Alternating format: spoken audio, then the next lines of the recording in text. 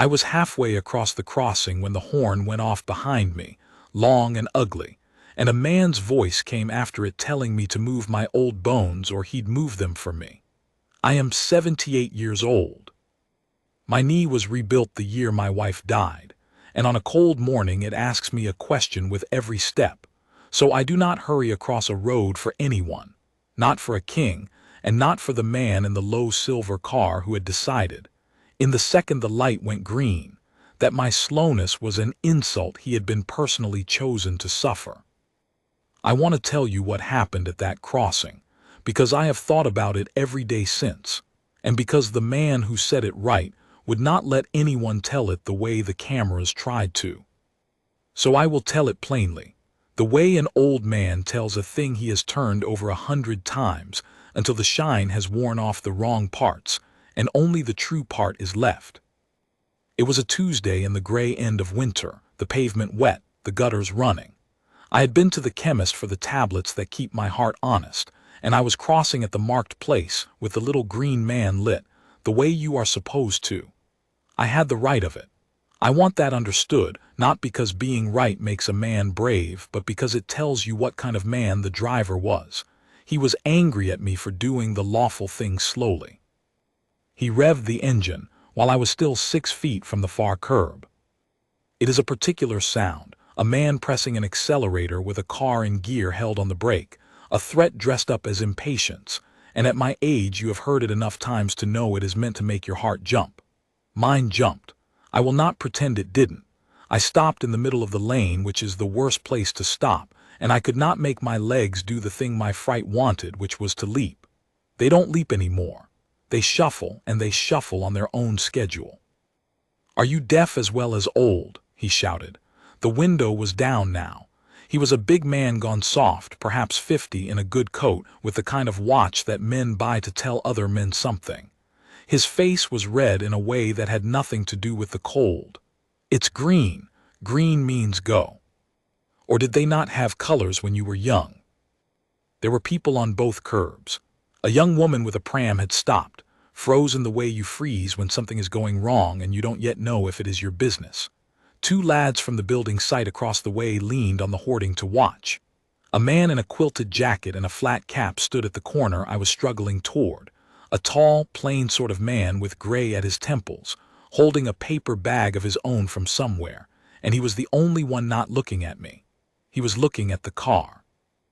I got my feet moving. I made the curb. I thought it was over, and that the worst of it would be the shame, which is a thing old men carry a great deal of and learn to set down quickly because there is no room to keep it. But the light had been red for him a while now, held by the crossing, and a man like that does not let a thing go just because the thing is finished. He put the car into the space the crossing left him, nosed it right up to the painted line where I now stood on the safe side, and he leaned across his passenger seat to keep shouting at me through the open window, because he had decided I was going to take the whole of his morning's temper, and an old man on a curb is a safe place to put it. "You people," he said, and he said it the way men say it when they have run out of real words, "you think the world owes you time. It doesn't. Nobody owes you anything. Some of us have somewhere to be." I have been spoken to like that perhaps 3 times in my life, and every time it has taken the strength out of my hands. It is not the words.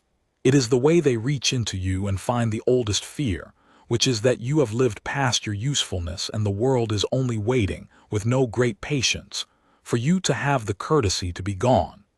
I gripped the top of the railing by the crossing and I said nothing, because there was nothing to say that wouldn't shake. That is when the man in the flat cap set his paper bag down on the low wall by the corner. He did it without hurry. He set it down the way you'd set down a cup you meant to come back to, and he stepped off the curb, and he walked into the gap between the silver car and me. He did not rush. That is the thing I keep coming back to. Everything that man owned was kept somewhere behind a great unhurriedness, the way a deep river keeps its speed under a smooth top. He came around the front of the car between its bonnet and my knees, and he put himself there, a tall man in an ordinary quilted jacket, with his back half to me and his face to the driver, and the shouting stopped as if a hand had been laid over it. For a moment, the whole street was the sound of the gutters running. "You'll want to put your window up, sir, and wait for the light," the man said. His voice was not loud. I was 3 feet from him and I had to attend to hear it, and that is a strange thing about a quiet voice in a loud moment. Everyone leans in, so a man who whispers commands the street more surely than a man who screams. "It's a red. You've a minute. Then you can go where you're going." The driver laughed, but it came out wrong, a little high. "And who in the name of God are you?" "Nobody," the man in the cap said. "A fellow who'd like to finish his morning without watching a grown man frighten his elders for the fun of it." He said it mildly, without heat, as a fact about the weather. "Window up, lights red, we'll all be on our way." I want to be honest about what I felt because it is the most surprising part. I did not feel rescued exactly. I felt seen.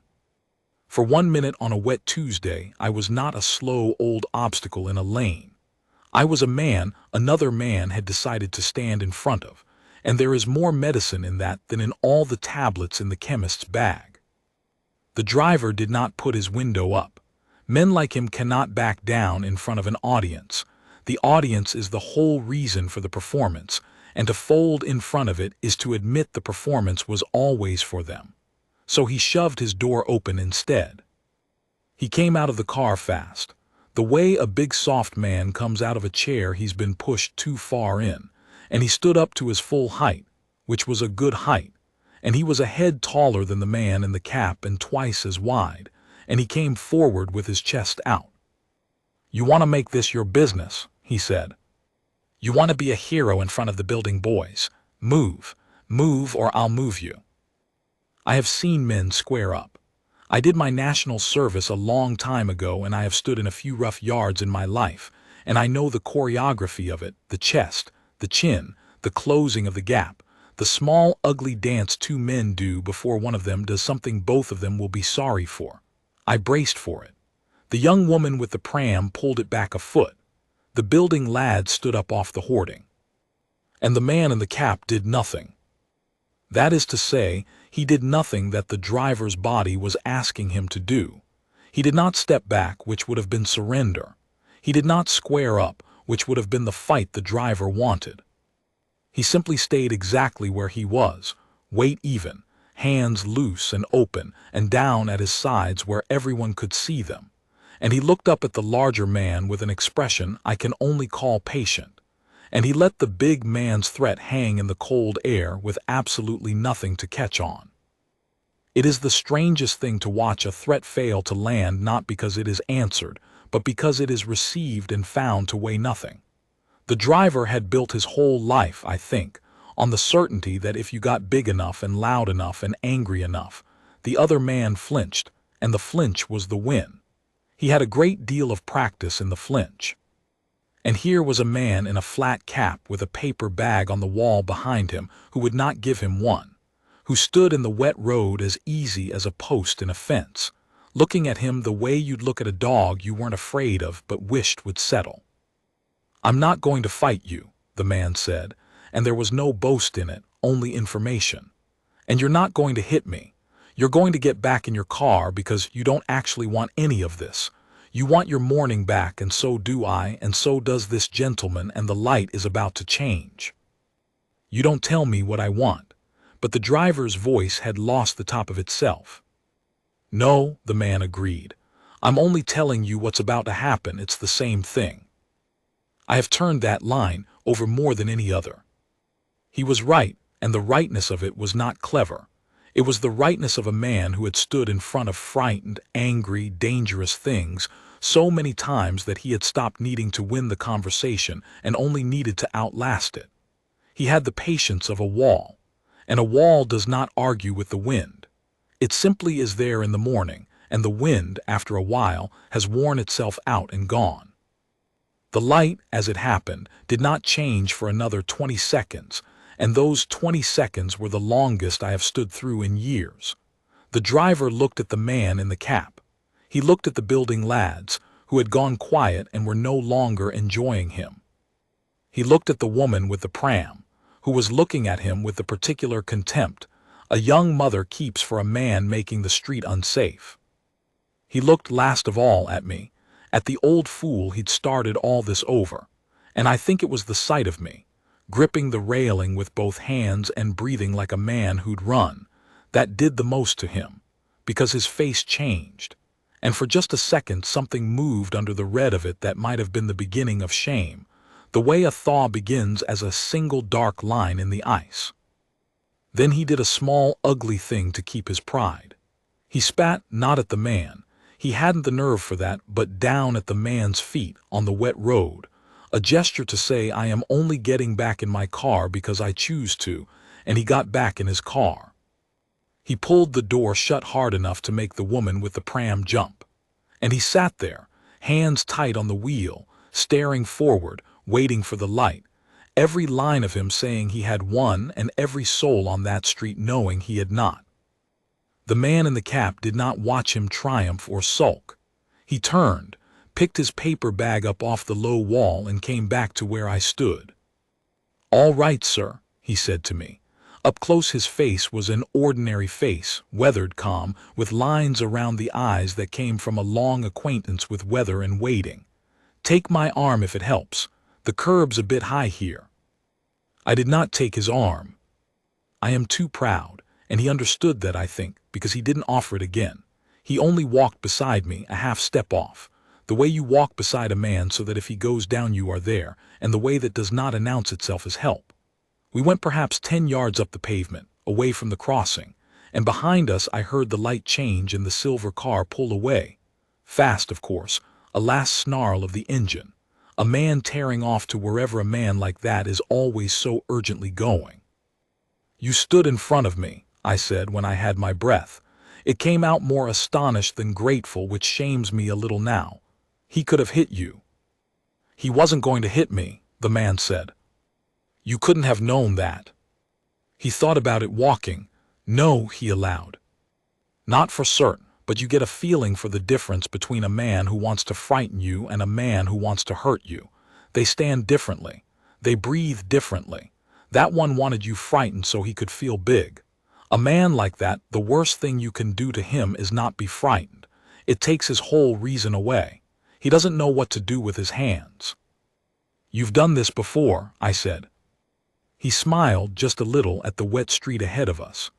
"Once or twice," he said, and that was all, and I let it be all, because a man who saves you the trouble of being frightened has earned the right not to be asked a lot of questions.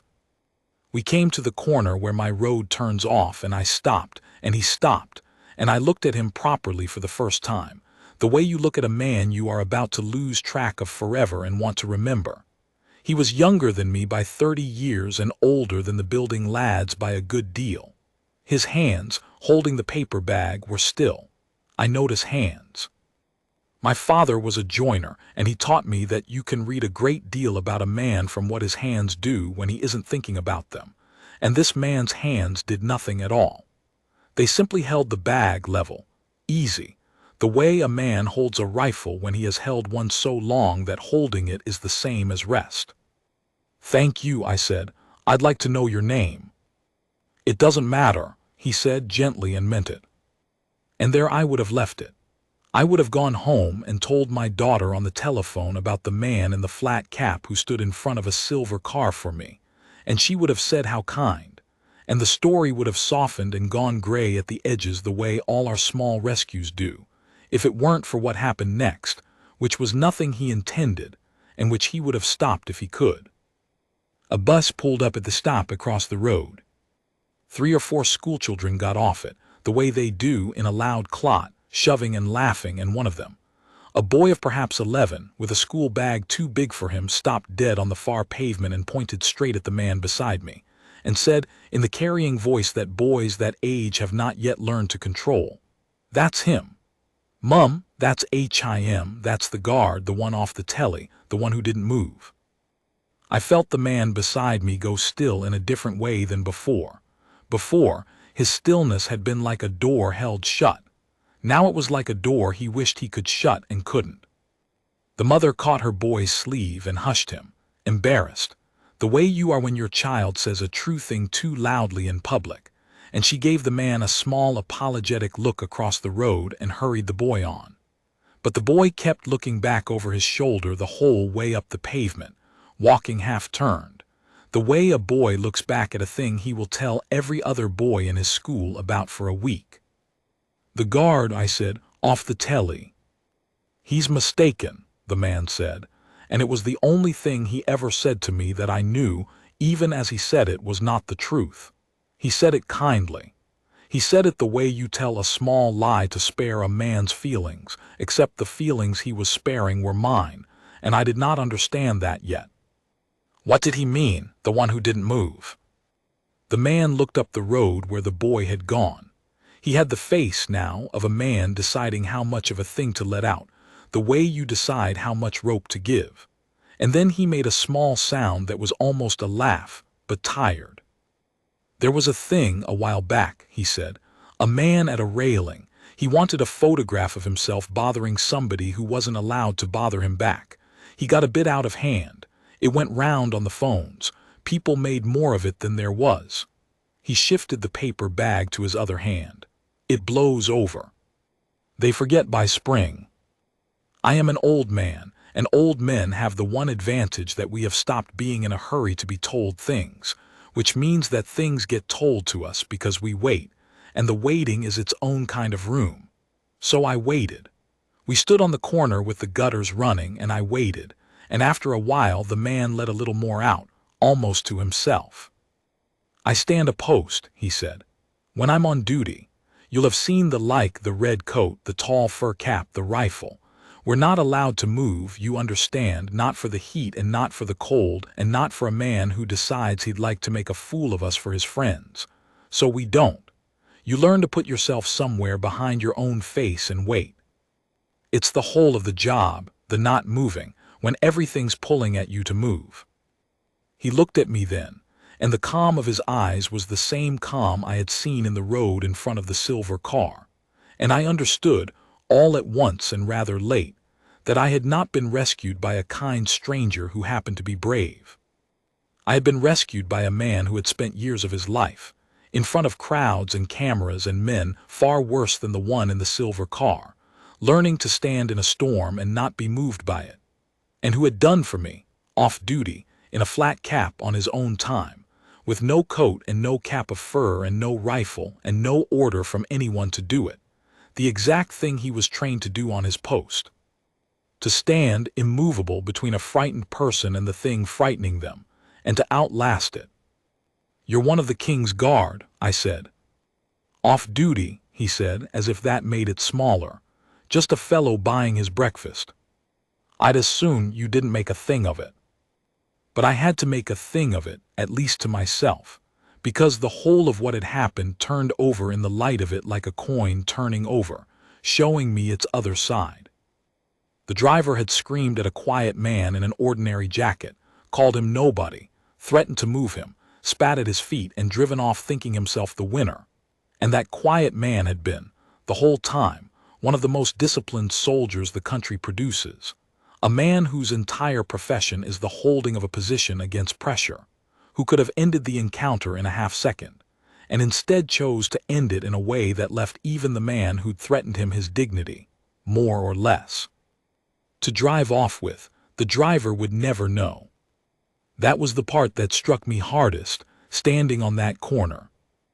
The driver would go through his whole life telling the story, if he told it at all, as the time some old man held him up and some nobody in a cap got mouthy, never once knowing that the nobody had spared him the thing that would have happened if the cap had wanted it to happen, and spared him, too, the much smaller and more lasting wound of finding out, in front of the building lads and the woman with the pram, exactly who it was he had been screaming at. "He'll never know," I said. "No," the guard agreed, "and that's the right end of it. A man who only behaves himself because he's found out who you are hasn't learned anything. He's just been frightened by a bigger thing than himself." I didn't want him frightened. I wanted him gone and you safe and the morning back. That's all it ever is. "You could have told him," I said. "You could have shown him. There must be a card or a word you could say. It would have put him in his place for good. The guard shook his head slowly, looking at the wet road. That's not putting a man in his place, he said. That's just standing him in a smaller one. If I have to tell a man what I am to make him behave, then it was never the man behaving, it was the rank. And the rank's not mine to spend on a fellow having a bad morning in a car. The uniform's the king's, the discipline's the regiment's. He looked at me. The only thing that was mine to give back there was the standing still. So I gave that. I have heard a great many fine speeches in my long life, at weddings and funerals and the dinners of the regiment I served in for 2 years half a century ago, and I have forgotten nearly all of them, because fine speeches are made to be admired, and a thing made to be admired slides off the memory like rain off a good coat. But that was not a speech.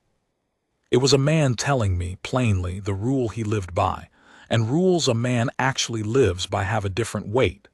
They go in and they stay, because you can feel, hearing them, that they have cost the man something to keep. It had begun to rain again, a thin, cold rain, and I said he would catch his death standing on a corner in it for the sake of an old man's questions, and he said he had stood in worse, and we both knew that was true, and we both let it be a small joke between us, which is how two men who have just been through something agree to be all right. There was a cafe up my road, a steamed window sort of place run by a woman who has known me 20 years, and I told him I would buy him a cup of tea to dry the rescue off. And to my surprise he came, ducking under the awnings, the paper bag of his own breakfast still in his hand, and we sat in the window with 2 mugs between us and the street going by wet behind the glass. I am not going to pretend he told me his life. He did not. He was a private man, more private than any man I have met, and I came to understand that the privateness was not shyness but a kind of housekeeping. He kept the parts of himself that belonged to the regiment in one place and the parts that belonged to him in another, and he did not let them run together, and he was careful which one he handed across a cafe table to a stranger. But over the tea he told me a little, the way a man will when the steam is rising and the rain has shut the door on the world, and I will tell you what he told me, because it is the heart of the thing. The boy on the bus had been right. There had been a day, the autumn before, when a man at a railing outside the palace had decided to make sport of him on his post. I will not give the man more of these pages than he deserves. He was a younger, slimmer, sharper version of the man in the silver car, the same animal in a better coat. He had a friend with a camera, and he had a plan, which was to provoke the silent soldier into some flinch or word or flicker he could put on the phones with a clever caption, and become, for a week, the man who broke the king's guard. He waved his hand an inch from the guard's eyes. He shouted obscenities about the man's mother into his ear. He set his cap on the rifle, plucked it off, set it on again. He did everything but strike him, and a thing the law and the regiment both understood, even if the man at the railing did not, is that the doing of all that to a soldier on a guard who is forbidden to answer is itself a kind of striking, a striking that uses the man's own discipline as the thing it hits. And I didn't move, the guard said over the tea, turning his mug a quarter turn the way I'd seen him turn the morning a quarter turn already. That's all. I didn't move. The whole of it, the thing that went round the world on the phones, the thing that boy recognized me from, is a film of a man not moving for 4 minutes while another man does everything he can think of to make him. He said it flatly, without pride, the way you'd report a fact you found slightly tiresome. People watched it and decided I was a hero. I wasn't a hero. I was a man doing the most basic part of his job, which is the part you do when nobody's being kind, and there's no order coming and no relief in sight, and the only thing holding you up is the thing you decided, years ago, to be. That's not heroism. That's just the floor of it, the floor of being any good at all. It looked like heroism, I said. It looked like heroism because the other man made it look like something, he said. If he'd left me alone, I'd have stood there 4 minutes and no one would have filmed an empty post. He's the reason it was a film at all. That's the joke of it. A man who tries to break a thing that won't break only makes the thing famous. He almost smiled. I'd have been happier without the fame. The post doesn't want a famous man on it. A famous man's no good on a post. The whole worth of you up there is that you're nobody, you're the standing, not the man. And the day people are watching the man instead of the standing, you've already half lost it. I thought of the silver car and how the man in it had spat at his feet, and I said, but this morning. You didn't have to do this morning. Nobody was watching your post. You weren't on duty.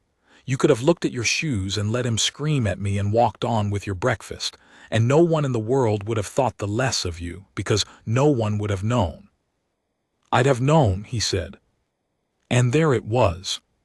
He said it the way you say a thing that is simply true, with no weight on it, no looking to see if I'd caught how fine it was, because he wasn't trying to be fine.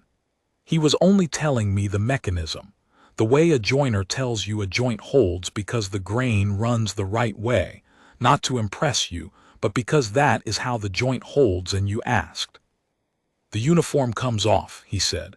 The cap, the coat, the rifle, they go back in the armory and another man takes them out tomorrow. They were never mine. But the thing you build to be able to wear them that you can't take off, it's not in the cap, it's in you. And if it's only in you when you've got the cap on, then it was never in you at all. It was in the cap, and you were just a man wearing a brave coat. He looked out at the rain. I didn't want to be a man who stands still for the king and won't stand still for an old fellow on a crossing. That's not two different men. That's one man who hasn't really got it yet. The tea went cold while he talked, and the woman who runs the place came and took the mugs and brought hot, and would not let me pay for the second round, because she had watched us through the steam and decided, without knowing a thing, that we were the kind of men she liked to give tea to, and she was right, though only one of us deserved it. Before he left, I asked him the question I had been carrying since the crossing, the one underneath all the others.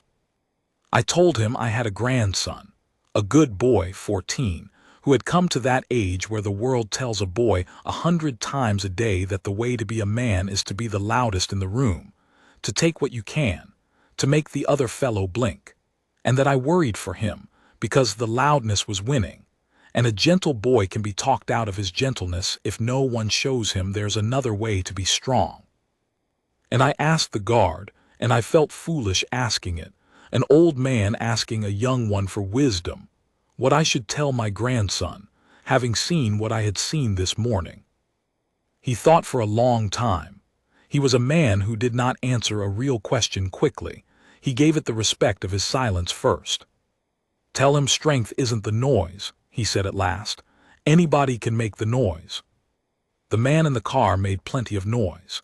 Tell him the strongest thing in that whole street this morning was the quietest, and it wasn't quiet because it was weak. It was quiet because it didn't need to prove anything to anybody, and a man who doesn't need to prove anything is the hardest man in the world to push because there's no handle on him.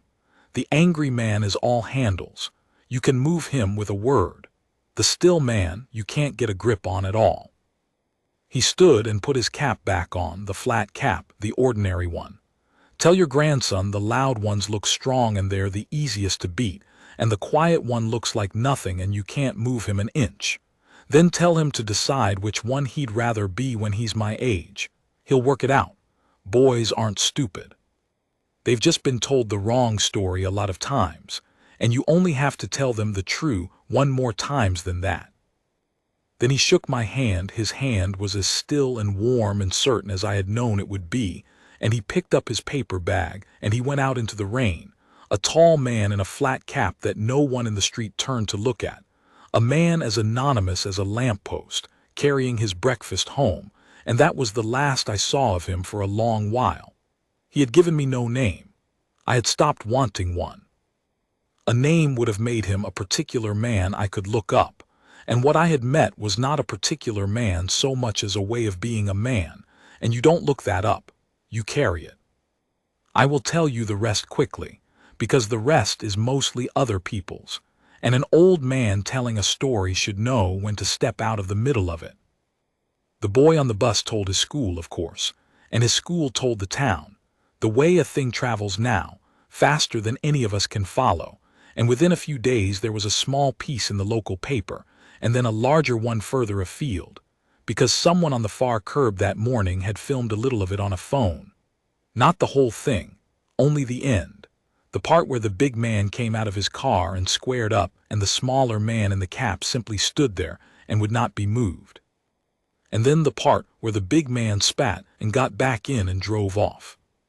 There was no sound on it worth hearing, and you could not see either man's face clearly, but you could see, even in that gray, shaky little film, the whole truth of it. A large, furious man and a still ordinary one, and the still one winning without a finger lifted, and an old man gripping a railing in the corner of the frame. I want to be careful here, because this is the part the world got hold of and tried to turn into something it wasn't. The papers wanted it to be a story about the KingsGuard putting a road bully in his place, a story with a villain and a hero, and a satisfying ending where the bad man learns who he's messing with. They wanted the reveal. They kept asking in the way they ask, whether the guard had identified himself, whether he had pulled rank, whether there had been a delicious moment when the driver discovered exactly whom he had threatened. And the answer, which disappointed them, was no. There had been no such moment. The driver had driven off in ignorance and was, as far as anyone knew, still in it. There was no comeuppance to film. The guard had refused the very thing that would have made it a good story by the world's lights. He had refused to spend his rank on the man, and in refusing it he had made it, to my mind, a far better story, but a quieter one, the kind the world has trouble holding on to because it does not end with a bang. So the world, not getting its bang, lost interest, the way it does by spring exactly as he'd said. But before it lost interest, one thing happened that I have kept, and it is the truest thing in all of this, and I had it second-hand and then, much later, confirmed, and I believe it entirely. The driver saw the film. Of course he did. Everyone saw it. And here is the thing the papers never knew, because it did not happen in front of a camera, and there was no way to film it. The driver, watching that gray little film of himself coming out of his car to threaten a man in a cap, did not know either. He did not recognize the man he had threatened any more than the man had let on at the time. He saw what everyone saw, a bully and a quiet stranger, except that he was the bully. And there is a particular horror, I think, in seeing yourself from the outside in the role of the man everyone is meant to despise, and finding the costume fits. He had thought, driving off that morning, that he had won. The film told him, and told everyone he knew, that he had not, that he had been the ugly thing in the picture, and the man he'd spat at had been the one the whole country had decided to admire, and he had never even landed a blow or a clever word, had only made noise and then driven away from a man who would not give him so much as a flinch. I did not see what that did to him, but I saw the end of it months later, and the end of it is the reason I am glad, on the whole, that the world saw the film, even though the man it admired wanted no part of being admired. It was high summer, and I was at the crossing again. I cross there most days. It is on the way to the chemist, and a man my age does not change his roads, and a car slowed at the green light, a plain sort of car, not the silver one, and waited patiently with the window down while I made my slow way across. I did not think anything of it. Most people wait. But as I reached the curb, the driver said carefully, the way you say a thing you have practiced, "Take your time, sir. There's no hurry." There's no hurry at all, and I looked, and it was him. Heavier in the face, grayer in a plain car instead of a fast one, and he looked at me the way a man looks at someone he has wronged and does not expect to be forgiven by, and is only trying in some small daily way to be a different man than the one who did the wronging. He did not say sorry. I think he knew that sorry from him, to me, at that crossing, would have been one more thing he was taking, my absolution, to make himself feel better, and he had finally, late, learned not to take. So he only told an old man there was no hurry, and waited and meant it, and drove on slowly when I was safe on the curb. The guard had been right about him, as he had been right about everything. The reveal would have frightened the man into manners for a week. The film, the plain, unanswerable sight of his own worst self, beaten by a stillness he couldn't touch, had done the slower, deeper work that frightening never does. He had not been put in his place. He had found a smaller, truer one and learned to live in it, and that is the only kind of changing that lasts. I told my grandson all of it, the whole of that wet Tuesday, the man in the flat cap, the not moving, the tea, the words about the loud ones and the still one. He is 16 now, and quiet, quieter than the world wants a boy to be, and I have watched the world lean on him to be louder, and I have watched him more than once decline. Last month a bigger lad at his school went at him over nothing, the way they do, all chest and chin, and my grandson. His mother told me this on the telephone. Half worried and half proud, simply stood there, weight even, hands open and down where everyone could see them, and would not square up and would not back away, and looked at the bigger boy with a patience that took the whole of the bigger boy's reason away, until the boy, with nothing to grip, ran out of his own anger and went off to find an easier target. He didn't fight him, Dad, my daughter said. He didn't run either, he just stood there. Where do you think he learned that? I know where he learned it. He learned it from a man in a flat cap whose name I never knew, who stood in a wet road between a frightened old man and a man's whole morning's temper, off duty, with no order and no cap of fur and no one watching who mattered, because he had decided long ago that the standing still was not a thing he did for the king. It was a thing he was. And a thing a man truly is. He is on a crossing in the rain in an ordinary coat exactly as surely as he is on his post in the red one, when the world is watching and when it is not, for a king, and for an old fool with a bad knee all the same, all the way down. That is the man behind the bearskin. I met him without it. I am old and I have met a great many men, and I will tell you the truest thing I know. You cannot see what a man is when he is wearing the thing the world admires him for. You can only see it on a wet Tuesday in a flat cap, when he stops to stand between you and the storm, and gives you nothing of his rank and all of his stillness, and walks home with his breakfast, and lets you think, if you like, that he was nobody at all.